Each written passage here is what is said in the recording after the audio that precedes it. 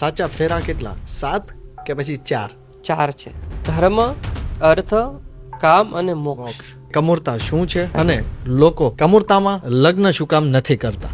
લગ્નનો લાડવો ખાઈને એ પછતાય અને નો ખાઈને એ પછતાય. આ કહેવત કેટલા ટકા સાચી? શાસ્ત્ર દ્રષ્ટિ કહે છે લગ્ન કરવા જ છું. મીંઢોળ શું કામ બાંધવામાં આવે છે? તો આ મદન ફળ એવું છે, એને ઘસીને પીવડાવવામાં આવે ને તો એ ઝેરી પદાર્થ, એ નેગેટિવિટી જે હોય એ બધી દૂર થઈ જાય. અને માણેક સ્તંભ રોપવા પાછળનું મહત્વ શું? માણેક સ્તંભ એ બ્રહ્માજીનું પ્રતીક માનવામાં આવે છે. તો પીઠી અને મહેંદીનું મહત્વ શું? મહેંદી લગાડવાથી એમ કહેવાય છે કે એનો તણાવ, જે લગ્નનો થાક હોય, ઉતરી જાય છે. કારણ કે મહેંદી છે ને એ ઠંડક આપે છે. માયરાનું કેટલું મહત્વ હોય છે? અમે જોઈએ છીએ કે લોકો અત્યારે એ માયરામાં ચપ્પલ પહેરી, બૂટ પહેરી અને આટા મારે છે. ઓકે દાદા, જવતલ હોમવાનું મહત્વ?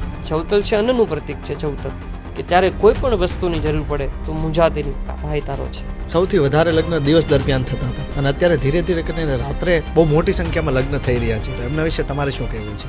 એ યજ્ઞ છે, વેદ મંત્ર છે, એ રાતે નહીં બોલાય.